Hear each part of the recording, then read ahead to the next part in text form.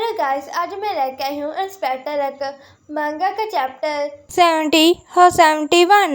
I hope आप सभी को ये वीडियो पसंद आए।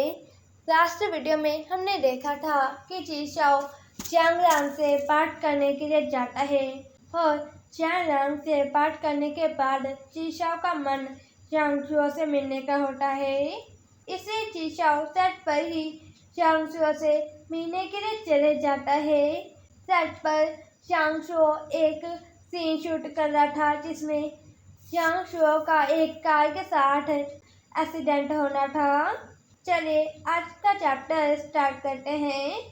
चैप्टर 70 की स्टार्टिंग में अभी भी वही सीन चल रहा था जिसमें चांगशुओ बार बार उसी कार के साथ टकरा रहा था।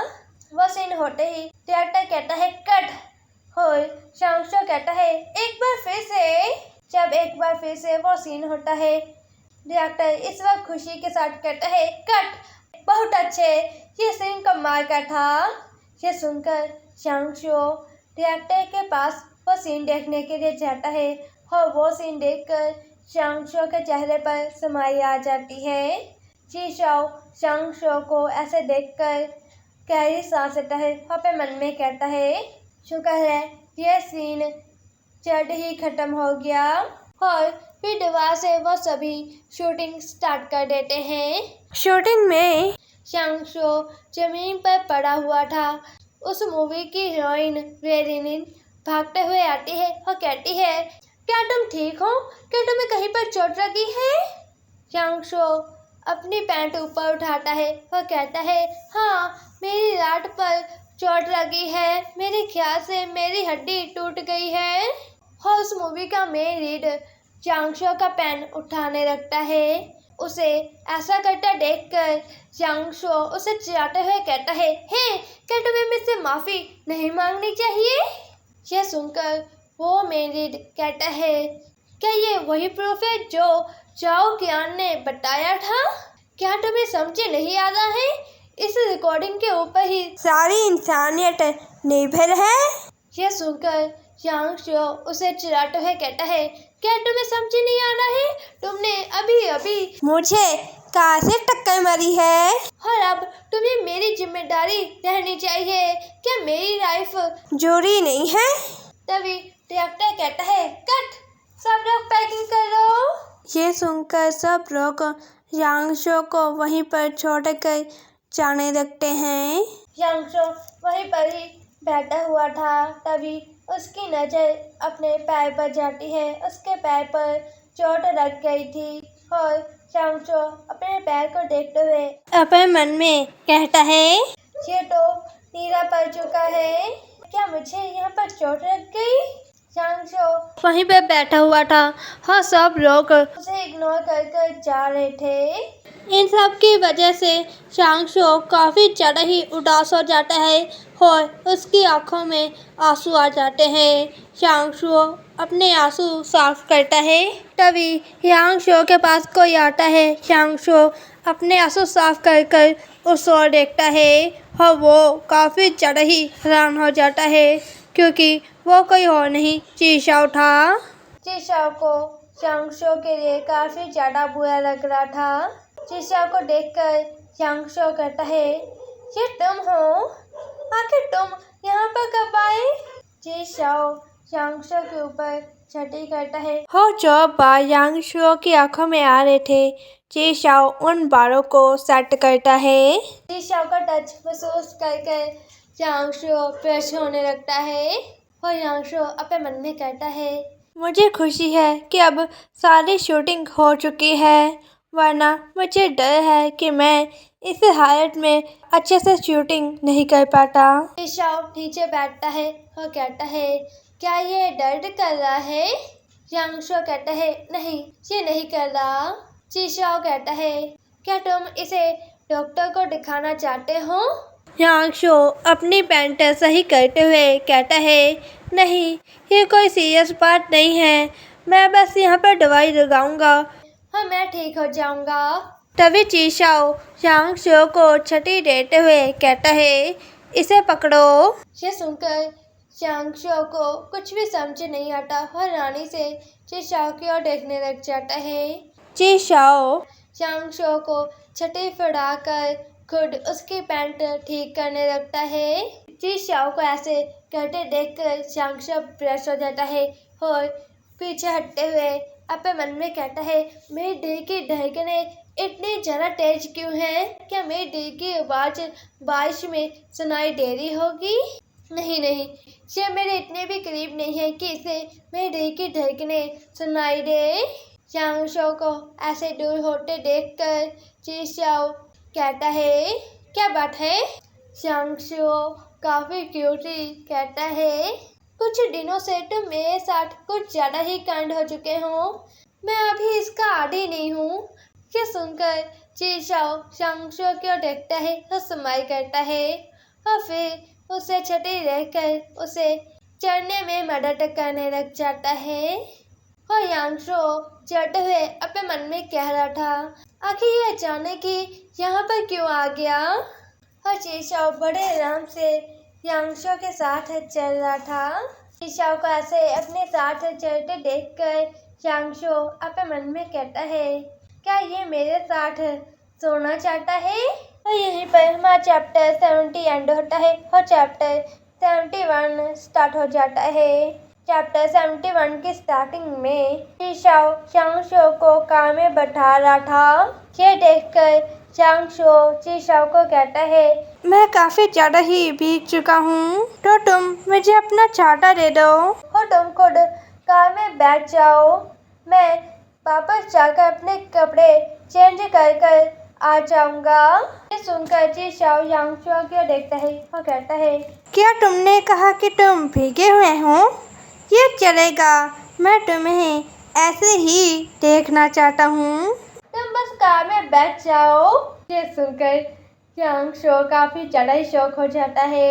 चांगशो अपनी जैकेट उतारता है और उसे अच्छे से फोल्ड कर अपनी सीट पर रखता है। चांगशो को ऐसे देखकर चिशाओ कहता है, आखिर तुम इतनी ज्यादा परेशानी क्यों उठा रहे हो? ऐसे ही बैठ जाओ ना। चांगशो अपनी जैकेट के ऊपर बैठता है और सीट बेल्ट लगाते हुए चिशाओ को कहता है, मैं अभी जमीन पर बैठा हुआ था तो इसलिए मेरी पैंट पर कीचड़ लगा हुआ है। हाँ, मैं तुम्हारी कार गंदी नहीं करना चाहता। यह सुनकर चिशाओ हंसते हुए कहता है, तुम सच में मुझे परेशान नहीं करते हो? अगर तुम मेरी कार गंदी करते हो तो मैं वापस तुम्हें गंदा कर दूंगा। यह सुनकर चांगशो फ्रेश हो जाता है और चांगशो अपने शोल्डर को हल्का हल्का दबाते हुए अपने मन में कहता है, अब मुझे लग रहा है कि मुझे चोट लग गई है। और चांगशो चिशाओ को कहता है, आखिर तुम इतने बारिश में अचानक ही सेट पर क्यों आ गए? चिशाओ कहता है, जब मैं सेट पर आने के लिए निकला था तब इतनी ज़्यादा बारिश नहीं हो रही थी। चांगशो कहता है, पर तुम यहाँ पर आए क्यों हो? यह सुनकर चिशाओ हंसते हुए चांगशो की ओर देखता है और कहता है, तुम्हें क्या लगता है? यह सुनकर चांगशो चुप हो जाता है और बहस करते हुए अपने मन में कहता है, पहले जब सोंगचैन और मैं रूममेट से तब मैं उससे आराम से बात कर लेता था, पर चिशाओ के साथ ये अलग है। जब मैं चिशाओ के पास होता हूँ तब मुझे अलग सी फीलिंग आती है। और चांगशो बाहर देखते हुए अपने मन में आगे कहता है, चिशाओ की ज़्यादा टीचिंग की वजह से उसे गलत समझना और ज़्यादा सोचना काफ़ी ज़्यादा ही आसान हो जाता है। मुझे अचानक से ही ये टिंग के फीलिंग्स के बारे में समझ आ रहा है। चांगशो विंडो से चिशाओ की ओर देखता है और अपने मन में आगे कहता है, मुझे चिशाओ के साथ बस एक बार और वो सब करना है। अरे नहीं, अगर मैं ऐसे ही सोचता रहा तो मैं एक बार फिर से अपने आप को बेवकूफ़ बना लूँगा। हर चांगशो को सोंगचैन याद आता है जब वो नशे में था और चांगशो की ओर देख रहा था। वो बार जाट कर चांगशो अपने मन में कहता है, सोंगचन ने बस मेरी ओर तो पल के लिए उस तरीके से देखा था और मुझे उससे उम्मीद हो गई थी और इसी वजह से मैं अपने फन लव से दूर हो गया। और यांगशो को थोड़े समय पहले का सीन याद आता है जब चीशाओ चांगशो की फिक्र कर रहा था। वो बात याद कर चांगशो अपने मन में कहता है, पर चीशाओ वो अलग है। उसके हर एक शब्द और उसकी हरकतें मुझसे कह रही हैं कि वो मुझसे प्यार करता है। पर क्या सच्चाई यही है? आखिर क्यों मैं हमेशा ही अपने आप को अपने इमोशंस में घेर लेता हूँ? मैं इतना जरा श्योर नहीं हूँ कि मैं सच में इतना जरा बहादुर हूँ कि नहीं। कहीं मैं अपने आप को ही खत्म ना कर दूँ। और हमें होटल दिखाया जाता है और यांगशो वॉशरूम में अपनी चोटें देखते हुए अपने मन में कह रहा था, अरे नहीं, मेरी हालत काफ़ी ज़्यादा ही खराब है और ऊपर से मैं काफ़ी ज़्यादा ही बुरा लग रहा हूँ। और यांगशो अपने बाल सुखाते हुए अपने मन में कहता है, सबसे पहले मुझे अपने बाल सुखा लेने चाहिए।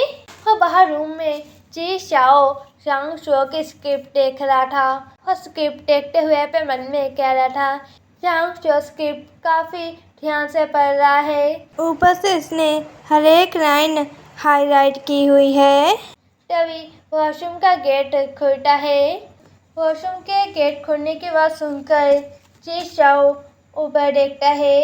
यांगशो बाहर रोब पहनकर बाहर आ गया था और यांगशो काफ़ी ज़्यादा ही अच्छा लग रहा था। यांगशो को ऐसे देखकर जी शाओ वो स्क्रिप्ट पर साइड पर रखता है और कहता है, मेरे पास आओ, मुझे तुम्हें करीब से देखने दो। ये सुनकर यांगशो कहता है, क्या? तुम्हें क्या देखना है करीब से?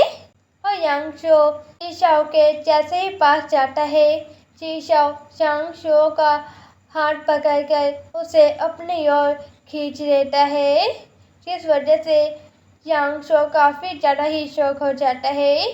चीशाओ यांगशो का बाथरोब हटाकर उसकी चोट देख लेता है और उस पर हाथ लगाते हुए अपने मन में कहता है, इसे सच में चोट लगी है। और चीशाओ यांगशो को कहता है, क्या ये दर्द कर रहा है? चीशाओ को ऐसा करते देखकर यांगशो शौक हो जाता है और यांगशो बस कहते हुए चीशाओ से दूर हटता है और कहता है, ये नहीं दर्द कर रहा है। अगर आप इसे जोर से नहीं दबाएंगे तो ये दर्द नहीं करेगा। और यांगशो अपने आप को अच्छी तरीके से अपने बाथरोब से ढक लेता है और यांगशो का एक छोटा सा रिएक्शन होता है। वो छोटे से रिएक्शन को देखकर चीशाओ शॉक हो जाता है और चीशाओ बड़ी शैतानी से वहाँ पर टच करते हुए उसे स्माइल पास करता है और अपने मन में चीशाओ कहता है, मैं दोबारा से यांगशो को गुस्सा करते हुए और रोते हुए देखना चाहता हूँ। चीशाओ की ऐसी हरकत देखकर यांगशो काफ़ी ज़्यादा ही शौक हो जाता है और पीछे हटने लगता है। चीशाओ वहाँ से जाते हुए हंसते हुए कहता है, मैं नहाने के लिए जा रहा हूँ। और पीछे से यांगशो काफ़ी ज़्यादा ही बहस कर रहा था। चीशाओ वॉशरूम में जाते हुए अपने मन में कहता है, पर इस बार नहीं। जो तुम्हारे दिमाग में मेरी इमेज है, मैं उसे चेंज कर एक कूल इंसान में बदल दूंगा। मैं तूफानी बारिश में एक पागल की तरह निकल कर तुम्हारे पास आया हूँ, क्योंकि मैं तुम्हें सच में देखना चाहता था। और चीशाओ अपनी शर्ट उतारते हुए अपने मन में आगे कहता है, मुझे अच्छे से पता है कि ये अब चौथी बार के लिए सोच रहा है और इसे लग रहा होगा कि इसके बाद जो हमारा कॉन्ट्रैक्ट है वो ख़त्म हो जाएगा। और चीशाओ यांगशो को बेड पर इमेजिन करता है और अपने मन में जोश के साथ कहता है, अगर ऐसी बात है तो मैं उसे टच नहीं करूँगा।